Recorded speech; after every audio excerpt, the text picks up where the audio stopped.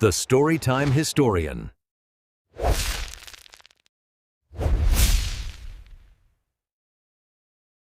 रात की चमकती हुई हुआ के बाद जब सुबह ने धीमी रोशनी फेरनी शुरू की तो कबीले में एक नया हौसला पैदा हुआ था। मगर अर्तुगरुल के दिल में अब भी वही खुफिया सवाल रह गया था जो रात की सियाही की मानंद था। कौन इस साजिश के पीछे है और क्या वो ताकतें जो दूर से इस खेल को चला रही थीं अब बराह रास्त कदम रखेंगी। वो जानता था कि अब महज फौजी कुव्वत काफी नहीं रहेगी, अक्ल, सियासत और अंदरजी हिकमत अमली दरकार होगी। वो दिन इसकी जिंदगी के अहम फैसलों में शुमार हुआ। अर्तुगरुल ने सरदारों का फिर से इजलास बुलाया। इस बार वो सख्त मगर हमदर्द नजरिए के साथ बोल रहा था। इसने कहा कि हमें अपनी इक्तिसादी बुनियादें मजबूत करनी होंगी, अनाज की जखीरा अंदोजी, पानी के आबी निजाम की बहाली और नजदीकी ताजिरों के साथ मजबूत राब्ते कायम करना होंगे, क्योंकि जब अवाम खाऊंगा तो खौफ खुद ब खुद कम हो जाएगा और दुश्मन का मंसूबा भटक जाएगा। चंद सरदार ने सर हिलाया, कुछ झुंझलाहट में थे, मगर अर्तुगरुल का अज़्म मजबूत था। रात के बाद जब सब सो गए तो अर्तुगरुल अकेला अपनी गेवर सीट पर बैठा खुला आसमान देख रहा था। चांद की चमक में इसने महसूस किया कि अमन एक शफाफ शीशा है,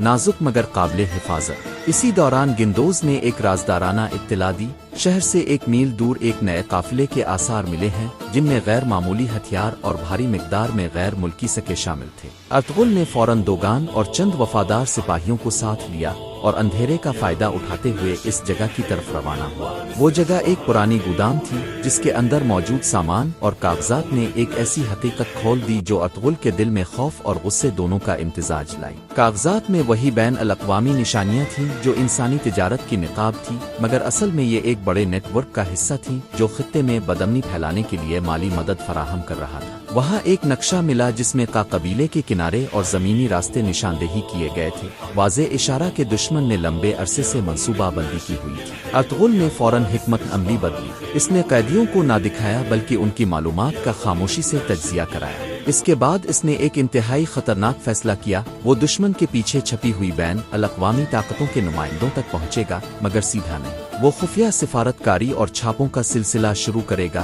ताकि दुश्मन को अंदर से नाकारा बनाया जा सके। इस सिलसिले में इसने अपने चंद वफादारों को शहर के दूर दराज इलाकों में भेज दिया, जहां वो काहम करके दुश्मन के राब्तों में खलल डालेंगे। एक रात जब हुआ में खुश्की थी और तारीक बादल उफुक पर मौत के साए की मानंद थे, अर्तुगरुल ने शहर के दर्जे वाला महाफिल में शामिल होने का फैसला किया। वो एक आम ताजिर का रूप धार कर वहां पहुंचा जहां बैरूनी ताजिरों और मकामी सरदारों की महफिलें मुनक़िद होती थी। इसने देखा कि किस तरह कुछ लोग पर्दे के पीछे घिनौना खेल खेल रहे थे। उन्होंने कुव्वतों को खरीद लिया था, कम अज कम उनकी खामोश हिमायत हासिल की थी। अर्तुगरुल ने सुनी रिकॉर्ड किया और खामोशी के साथ वहां से निकल आया, मगर उसके हाथ एक नाम लग गया। एक गैर मुल्की ताजिर बिरादर जो अक्सर दूर दराज बंदरगाहों से आता और अपनी कार्रवाइयों को छुपा कर चलाता। इसी दौरान कबीले में एक नई रोशनी पैदा हुई। तिजारत और तालीम की तरफ दिलचस्पी बढ़ने लगी। हलीमा ने ख्वातीन के लिए छोटी वर्कशॉप्स शुरू की जहां कपड़े, अद्वियात और अशिया तैयार करके बाजार में बेची गईं। बच्चों के लिए उस्ताद आए और कबीले ने अपनी हिफाजत के साथ साथ तरक्की का रास्ता भी इख्तियार किया।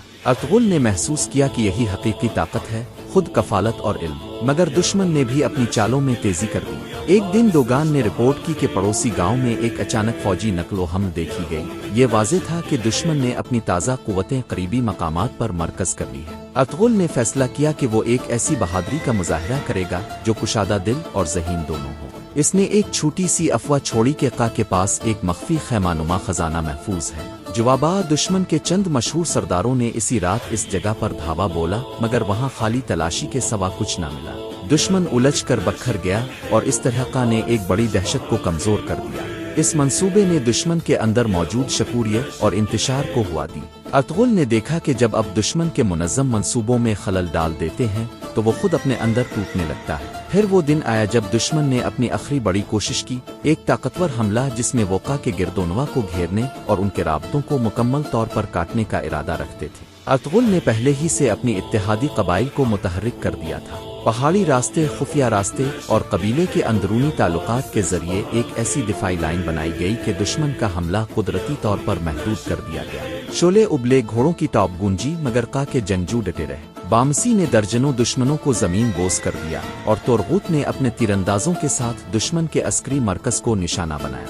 अर्तुगरुल ने दुश्मन के एक अहम सिपा सालार को कैद किया। इस बार दुश्मन के मंसूबों की तफसीलात अदालत में लाई गईं और कई अंदरूनी गद्दार बेनकाब हो गए। जब धुआं छुट गया तो कबीले ने खुशी मनाई, मगर यह खुशी इबादत और तमीरी जज्बे में बदल गई। अर्तुगरुल ने ऐलान किया कि जो लोग गद्दारी में मुलव्वस पाए जाएंगे उन्हें कानून के मुताबिक सजा दी जाएगी, मगर वो अपनी ताकत के साथ रहम का पैगाम भी देगा। वो जानता था कि सजा के साथ साथ इस्लाह भी जरूरी है।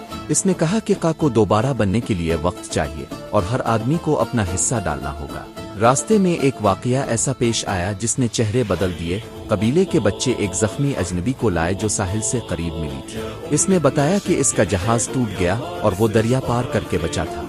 इसके पास दुश्मन के कुछ नक्श ओ निगार थे जो ये जाहिर करते थे कि कुछ ताकतें अब खुद बहरेन रोम और समंदरी रास्तों पर भी असर डाल रही थी। अर्तुगरुल ने सोचा कि ये जंग सिर्फ जमीन पर नहीं, समंदर और शहर दोनों जगह लड़नी होगी। फिर एक रात जब सब सो रहे थे, एक खुफिया इत्तिला मिली, एक अहम दस्तावेज जिसमें दुश्मन की माली मदद देने वाले अकाउंट्स के पते दर्ज थे, किसी ने खुफिया तौर पर का तक पहुंचा दिए। ये पैगाम वाज़ेह था, कोई अंदरूनी ताकत अब खुद खतरनाक हद तक आगे बढ़ रही है। अर्तुगरुल ने इस दस्तावेज को पढ़कर महसूस किया कि लड़ाई जितनी अस्करी है इतनी ही ज़हनी और इखलाकी भी है। अगली सुबह इसने सबको जमा किया और आहिस्ता मगर पुरएतमाद लहजे में कहा, हमने आज एक कदम आगे बढ़ा लिया है। दुश्मन के पास अब हमारे खिलाफ खिले रास्ते कम रह गए हैं, मगर अब हमें मुश्तबा ताकतों के साथ बराह रास्त मुकाबला करने के लिए एक बड़ी हकीकत समझनी होगी।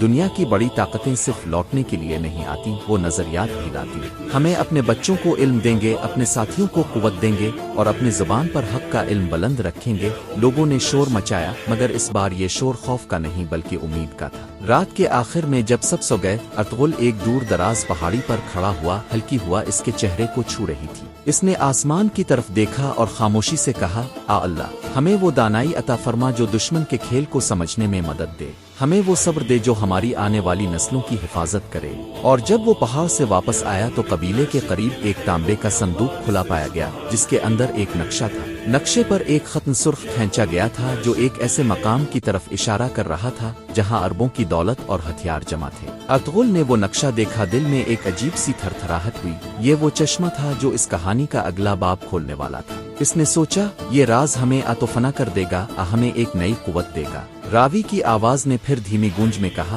अर्तुगरुल ने एक बड़े दुश्मन का चेहरा देखा, मगर अब उसके सामने एक और इम्तिहान है। वो नक्शा जो किसी सदी पुराने खजाने तक जाता है या शायद दुश्मन के असल ठिकाने तक। अगली किस्त में मालूम होगा कि अर्तुगरुल इस नक्शे की सच्चाई तक पहुंच पाएगा या वो इसी में फंस जाएगा।